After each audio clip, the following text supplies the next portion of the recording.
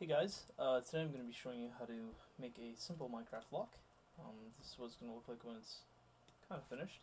This one's partially finished. This is a finished one over here. These are small ones, 4-button right now. So I'm going to show you how to expand it into a larger one, and the same way you're going to learn how to build the other pieces of it. So all it is we're using memory locks and buttons, which will change them, to pretty much get the correct current to our AND lock.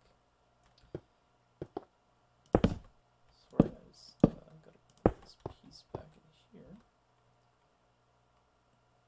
There we go. I'll explain that in a bit.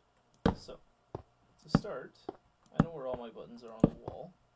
So as long as you have them marked out, all you need to do is you need to set up a bunch of these memory locks. So I'm just going to do them in stock. Make life a little bit easier. Do everything at the same time here. Plus, you guys will get to see it 3 times, so maybe it'll sink in a little bit better.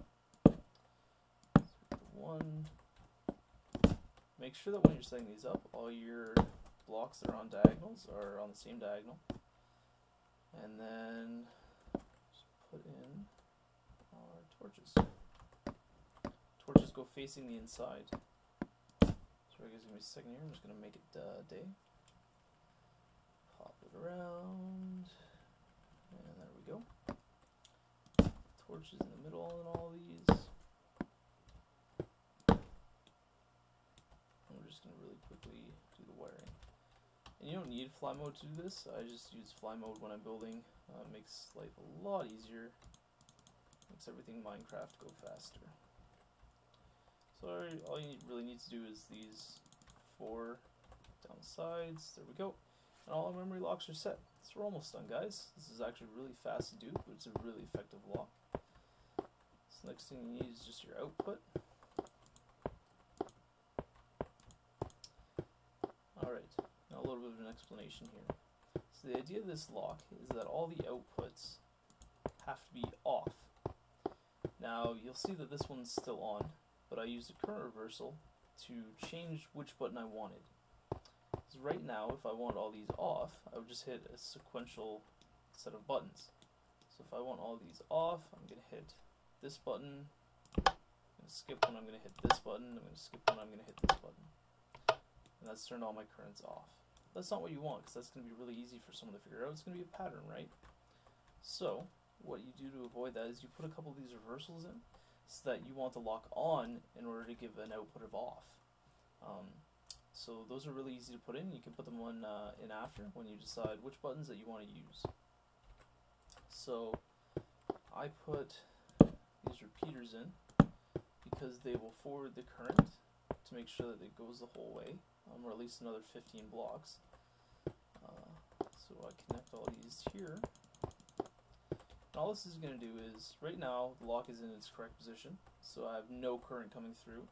And what that does is when it hits the reverse, this reversal block, it turns the reversal block on, because there's no current going through. And when the reversal block is on, it triggers half the memory switch, which you don't, or sorry, half the AND lock, which you want to open the lock.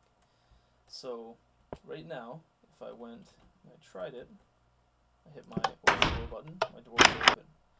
If I mess up any of this code, let's just go around hitting, didn't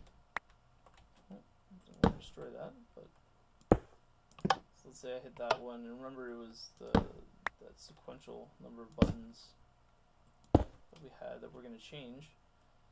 So the combination's wrong and oh, it doesn't work. So let's take a look down here.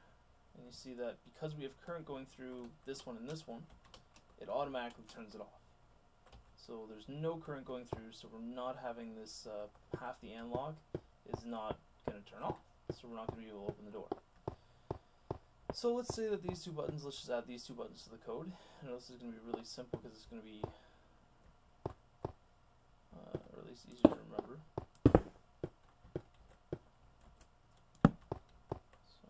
Simple reversals in. Reversals just take 2 spaces, one for the brick itself and then one for the redstone on the front.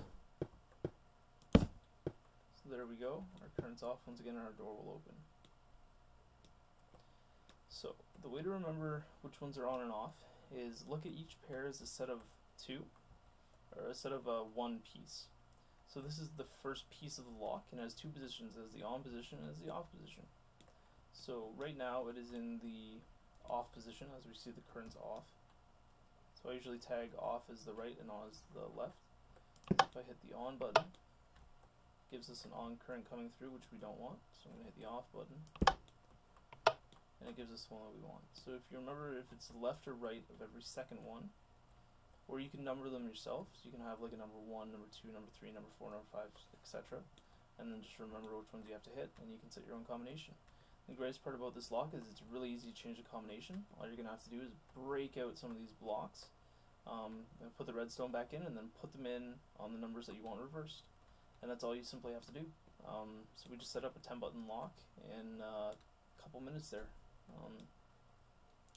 The other things that you should just need to know is that you run the on button from the door. You can run it wherever you want, as long as it reaches the other half of this. So what happens with an analog is if we get no current in both of these torches on the outside, we'll get a current coming through the front, which then passes through and opens our door. So you can hide the wiring however you want, but this is how you wire the door. This door is near impossible to break by randomly pressing buttons. They'd have to get very lucky. You can also code a reset into this. All that is you're going to be passing current to half the lock on all of these to turn them off. So actually I can show you that right now. The reset pretty much, it doesn't actually reset the lock because of the nature of it, but what it does do is it will scramble the lock so that anyone who wants to get in after you has to know the correct combination as well. And this is really simple to do.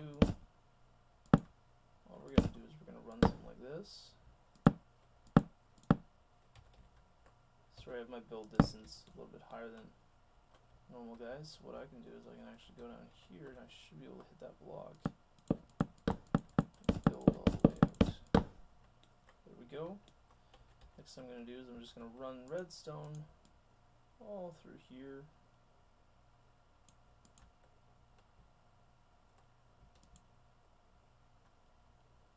What you want to make sure you're going to do though is, once you get this set, so I'm just going to run it to be attached to a button next to the open door one. So it's going to be right there on that top corner. Oh, that might mix with that one. So we can actually, we'll just put it a block above for now. You guys can move it wherever you want. This is just to kind of figure out the wiring of this system. So we're going to put this together like this. Drop our reset button in. And then simply just finish the wiring. But there's something special you have to do here, guys. Gotta make sure that before and after each one, there's a repeater. What this is going to do is it's going to make it so that when I get to locks, such as this one, where I need the current flowing through, it's not going to send the current back through to all the other pieces of the lock and scramble them, or sort of permanently scramble them so that they're impossible to change. So the easiest way to fix that is just by throwing these repeaters in.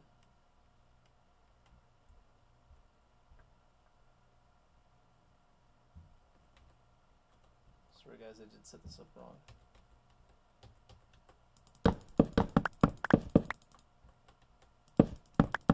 Repeaters have to be facing the lock itself to make sure that current's not going to get out of there. Sorry guys, that was my bad. Hey, live and learn. So we're going to put this here, extend it one out. And that was my bad, guys. So if you're building as you're watching this, I feel very sorry. Probably post a little comment thing in the video that says not to do it. There we go. And then all the way out to the end. And it wants to be nighttime again, and I don't want it to be nighttime, so we're going to make it back to daytime. Sorry guys. So stop the backlash of the current. You don't put it in between, you have to put it facing it. The problem with the in-between was it was going to pass current back through and then just download place. This is going to make sure that any current can't get out of its own block. So how this is going to work just give it a quick look here, is when I hit the reset button, it sends current through and it makes these all uniform. So the lock is now mixed up and will not work. But if we put in the correct combination, which I have to remember here, so this one has to be, that gives us the off current. So then I need that one, which is destroyed. So I'm going to have to put it back with glass right now because I mixed up my builder. I can't build it on glass, really. With ice. I don't think it'll let me build it on ice. Nope. I think I have blocks in this chest. Sorry about that, guys. Yeah, I do. We'll put on wood. Put this back.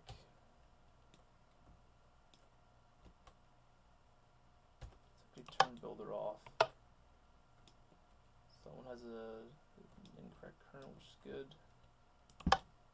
That one's off. That one's off. That one's off. And we can tell because this torch is now off. So there we go. The lock's in the correct position. So when I hit the open door button, it will correctly open. When I hit the reset, and then I attempt to open the door, door no longer opens, guys. There you go.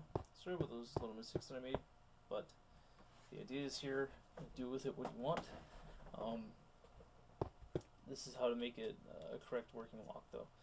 A lot of people use memory locks in a different way, and they have it so that you're passing current through. Like this will be a positive current all the time, and it makes it very easy to break. Well, you actually just have to hit one correct switch, and you can get in.